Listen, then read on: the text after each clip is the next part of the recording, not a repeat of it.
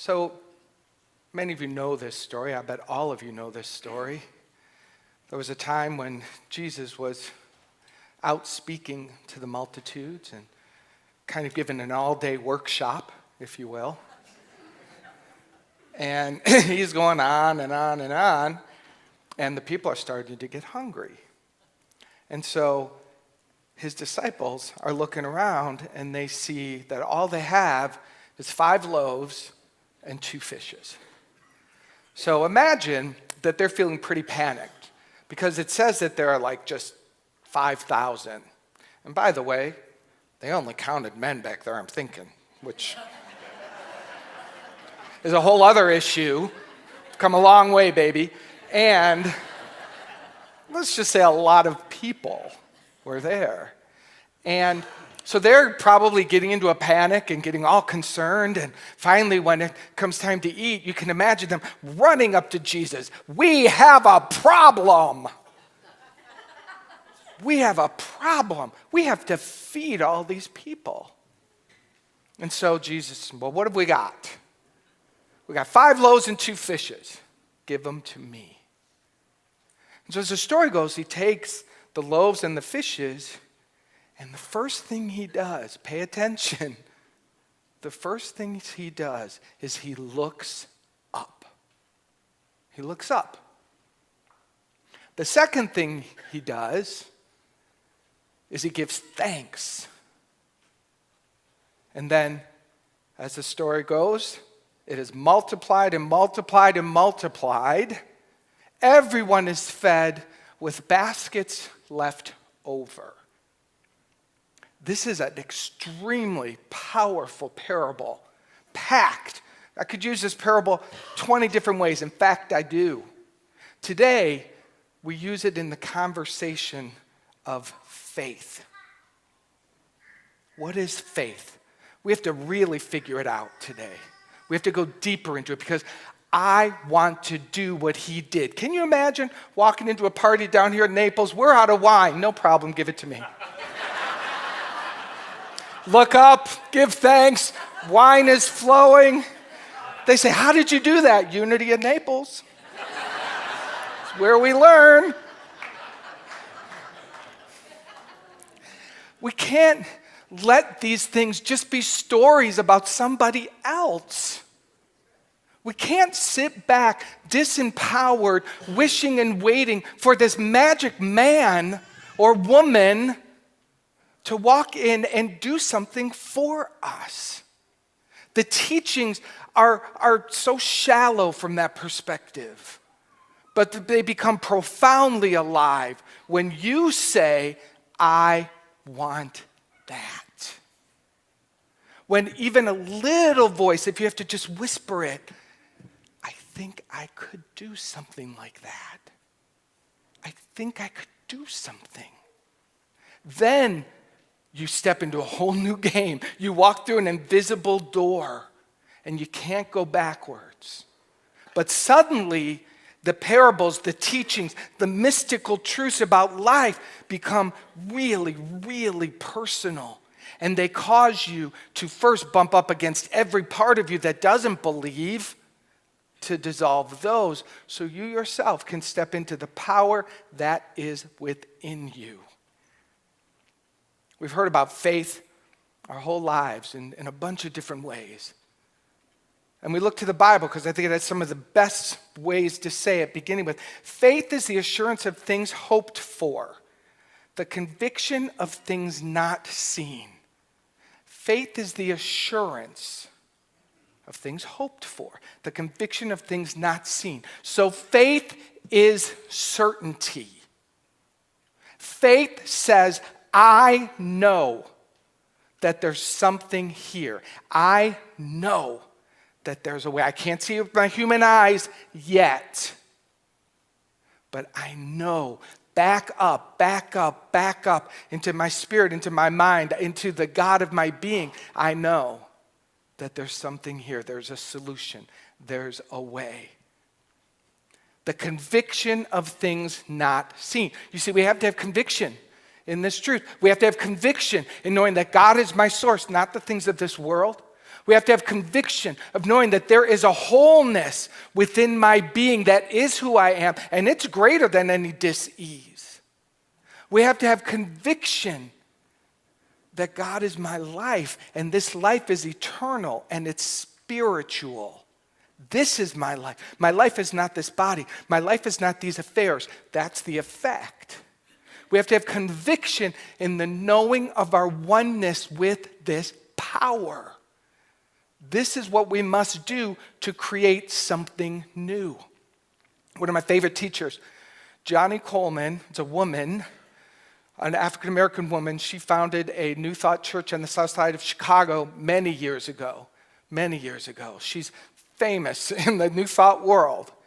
Thousands of people would come to her, particularly largely an African-American church, which started in the 60s, 70s.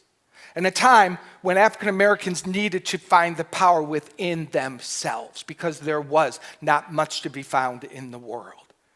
And this minister stood there and taught them and taught them and taught them. Well, it all started with her being told in a doctor's office, you have cancer and you're going to die. And she looked up. She looked up. She took her eyes off of the form. She looked up into the heavens, into the spirit of oneness. And from that place, which we've been studying the power of our word, she said, oh no, not me.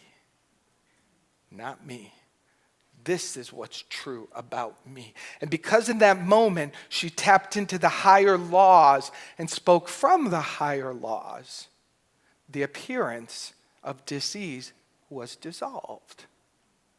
So she took that one magic moment in her life and she created an entire ministry because her faith became unwavering. Very often we need that, don't we? I need something to show up. You can ask for that. You can say, all right, fine, I'll multiply my faith, but I need to see a result. I need something. And it will come. It will be yours if you say, prove me now. Prove me in this practice. It must be proven. It also says, for we walk by faith, not by sight. We walk by faith. We must move through this world by faith, not by our human senses. We've got to get this. We use our human senses in reverse. We use them to go, see, there's the problem. And our human senses are designed to go, see, there's the solution. I can feel it, I can taste it, I can touch it. We use our senses to touch, taste, feel, off kilter here. We use them to go back to ourselves and to create a new solution. Not by our faith we walk, not by our sight. People are going to think you're really weird when you decide to do that. I understand the problem. The problem is we really want to fit in and be comfortable and hang with our neighbors and our family and feel all that goodness. And if you said to them, oh, I don't see a problem here, I walk by faith. If you haven't been saying that for a while, they might think you're a little weird. Are you willing to be a little weird so that you can wake up to the power that's inside of you? This is what some of us bump up against. It does feel odd to make an affirmation of truth that hasn't been our truth. And it's also not really the truth of all the people around us. I walk by faith, not by what I see. I walk inside of a higher power and a higher presence.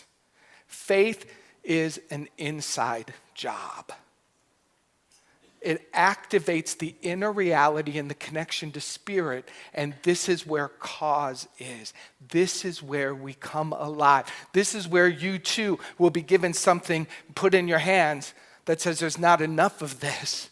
And because you've been doing your inside job, you're going to be able to take your eyes off of that and put your eyes into the realm of spirit and create literally a brand new reality. It's a lovely thing, and you have that power. 1 Corinthians 2:9 says, no eye has seen, no ear has heard, no heart has imagined what God has prepared for those who love God. To love God means to give God your reverence. To love God isn't an old school, you better love me or you'll be in trouble. You better love me or you're cut out of the kingdom of heaven. This ain't that. This ain't that. When we're called to love God, what it means is, what do you do when you love something? When you love something, you want to be with it. When you love someone that walks through the door, you're like, oh my God, I'm so glad you're here. I've been waiting for you. When you love something, it's delicious, right? I have these two friends, Ben and Jerry.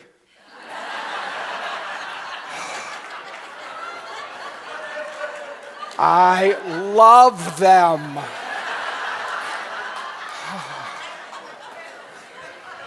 They're so sweet. They seem to come over late at night, which I'm okay with. But here's the deal. They only hang out for like 20 minutes at the most.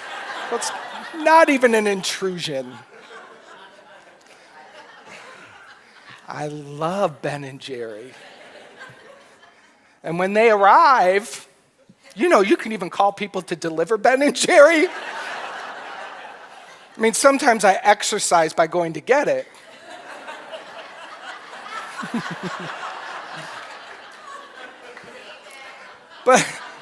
And don't bring me Ben and Jerry this week, please don't. I have my own hookup. I love hanging out with Ben and Jerry. 20 minutes of time. That kind of love, what do you love? What do you love hanging out with, being around your grandchildren, your children? So many of you love this beautiful city. You tell me, I love being by the beach. You love these things, so you create time for it. So when you create time for God with the energy of love, you will be given, what does it say? God has prepared, blah, blah, blah, blah. No eye has seen, no ear has heard, no heart has imagined what God has prepared for you. That is saying you can't even imagine the good. It might even be better than Ben and Jerry's. I'm testing that for you. I mean, a little research time. This is what it's, so God, there's not, get any remnants of God as some punishing, you must love me or else. No, that never was the truth. That was an abuse of the truth. The truth is, when you spend time with me, when you feel love and devotion with me like I have for you, you will have access to higher powers and higher laws to the point you haven't even seen. This world, this reality will literally become a playground where you can just magic, swipe that out of the way, bring this forward. Oh, don't like that, swipe that out of the way, make it this way. It's what you do anyway. You use that law all day long. It just moves really slow for you. You do it really slowly so that it makes sense and you don't feel wobbly. But when your faith is increased, then suddenly the laws move faster. And you literally can, disease, out of the way. This is what's possible for us when our faith is increased. It is said, continuing on this idea, for truly I tell you, if you have faith the size of a mustard seed, do you know how big a mustard seed is? Yeah, it's so tiny, so tiny. You can say to this mountain, move from here to there, and it will move. Nothing will be impossible for you. Take a breath. Say, nothing will be impossible for me. Nothing will be impossible for me. A third time. Nothing will be impossible for me. That's the good news. This is the good news. This is what we come to church for. But it's not just to come hear me and watch me dance around up here. It's for you to come, oh, that's right, this is my truth. Oh, that's right, I'm the one who created this room of like-minded people so that I could rise up into a new way of being with myself and others. Nothing is impossible for you. This is where we attach our faith. But still, what is faith? What is faith? Well, when I was hanging out with Spirit this week, I got a cool answer, which I've actually not heard from someone else, although I'm not saying it's not out there. Faith is focus. Think about it. Very practical. Faith is focus. What do you put your faith in? What do you put your focus on? So perfect faith means perfect focus on an idea. Perfect focus on a new reality. When you place your focus, nothing other than this perfect focus pulling you. It doesn't pull you out. You're perfectly focused on health, perfectly focused on supply, perfectly focused on God, perfectly focused on what you desire. Bam. Instant faith. Total faith creates instant manifestation. Total faith. So this is what faith is. It's focus. And it makes sense to me because people would say, well, so you have your faith on something that's negative. And I was thought, well, faith feels positive, feels spiritual. It's an ability in you. But when I use the word focus, what am I getting? Well, I'm focusing on the fear. I've been focusing on what's wrong with you, if you don't mind. It's a little easier than focusing here. Right? I got you figured out. My family's no longer interested in what I think about them, so now I'm here with you.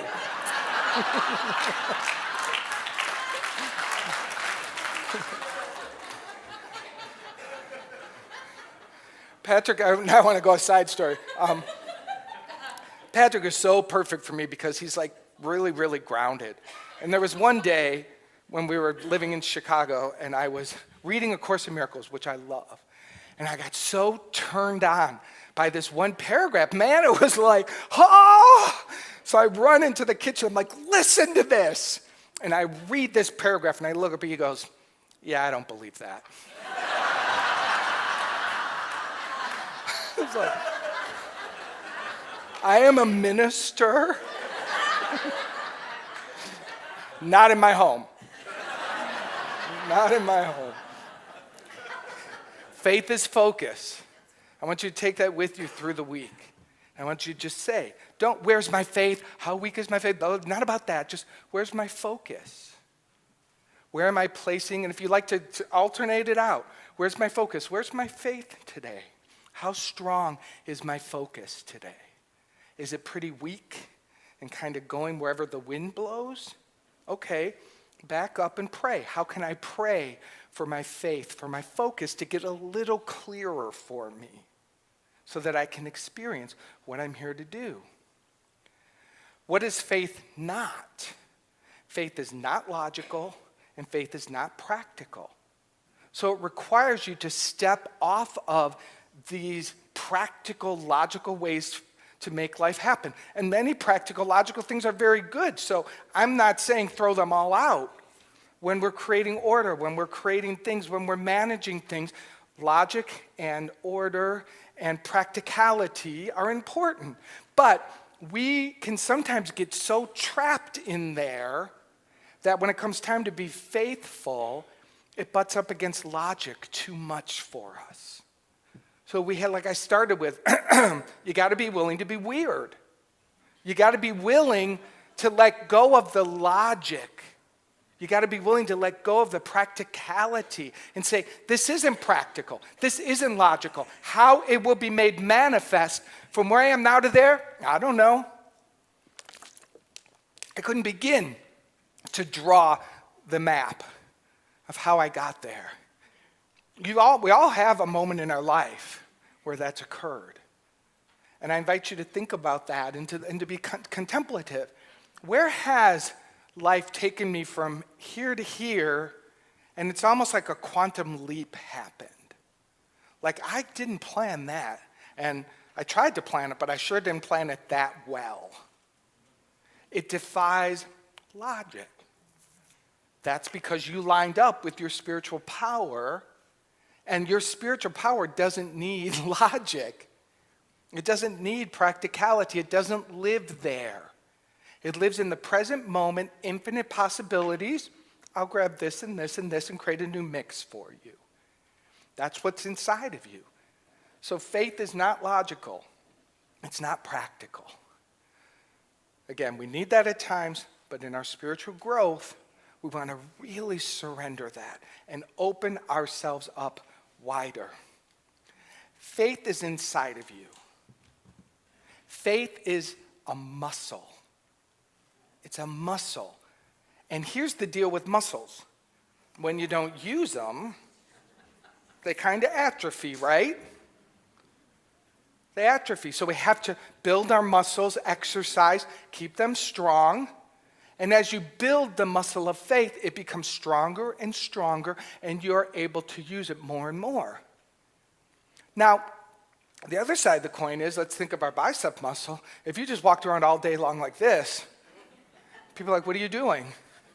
Well, I'm working my bicep while I'm using it. Yeah, but you don't need it right now. Yeah, but I might. So I'm just going to keep,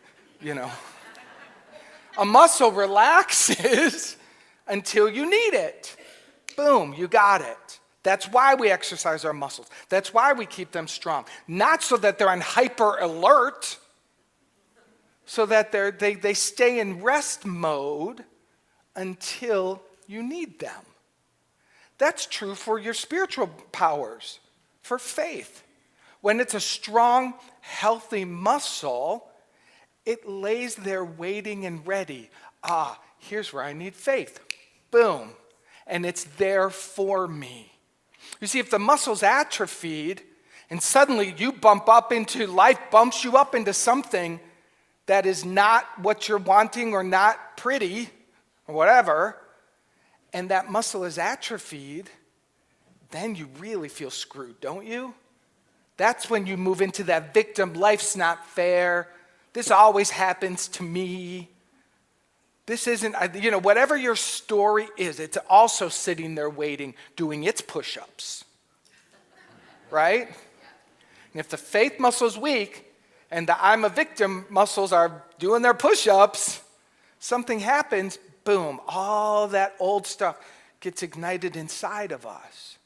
But if you get your faith doing those push-ups, something happens. Wow, what's possible here?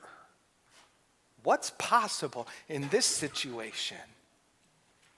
Good thing I can't figure it out because God has to. This is what starts to happen. Real quickly, the mind goes to, I wonder what God's got in store for me here. I can't wait to see the good that's going to come out of this. That's a faithful posture. I have faith, unwavering faith in the good. So whatever happens, I'm just looking for it. I'm pulled over the side of the road with a flat tire. I can't wait to see who's going to help me. Who am I going to meet? This is fun. I'm not faithful enough to know I'm doing it myself. I'm clear on that. But I am faithful to know someone's going to come by. And suddenly it's like, and I'm late for a meeting. Well, I wonder why I'm supposed to not be at the meeting, or I wonder why the meeting's not supposed to start at 10 if they're going to wait for me. I don't know, but this is interesting. Suddenly, the tire goes flat, all the explosion of energy, I'm going to be late, they're going to be mad at me. We explode into 112 different crazy making things like that. And then we're sitting back there, road, so upset, so panicked, apologizing. It's crazy. I seldom apologize. Seldom. And often I catch myself, I go, you know what? I actually didn't mean I'm sorry. I'm going to take that back. Because I'm not. Things happen. I'm with it. God is here. I'll acknowledge, hey, I'm going to be late. This is what's happening.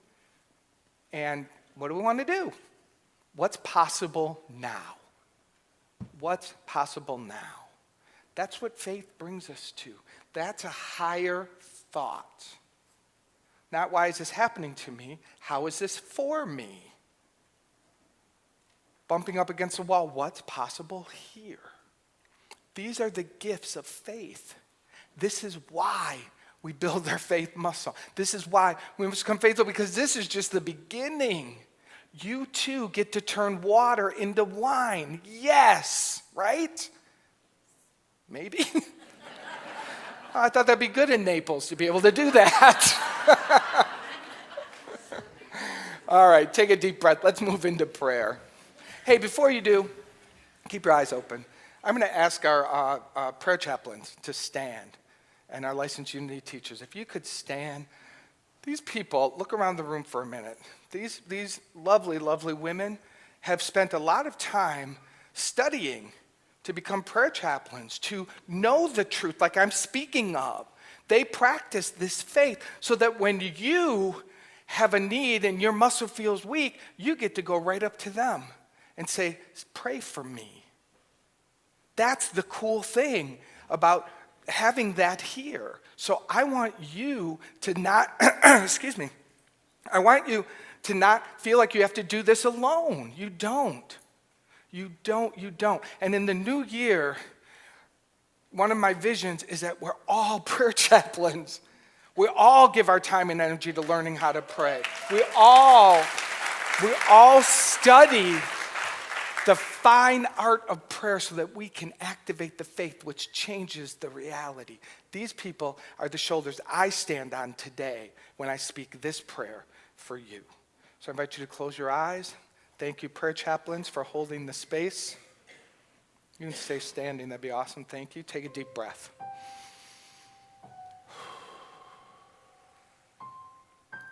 I take my attention off the world of form. I look up into the heavens, into the consciousness of wholeness. I look up into the light of spirit. The third eye gets activated. Light pours in. And I know that I am that light. I am that healing presence and that power. And it is that healing presence and power pouring into me that speaks this prayer even now. Even now, knowing that whatever dis-ease is in this room, it is dissolved by the power of this word. If you are in dis-ease, please say yes to the healing power of this word. Receive this word right now. Whatever distress your body, your affairs, your activities may be in, know that this healing prayer is for you.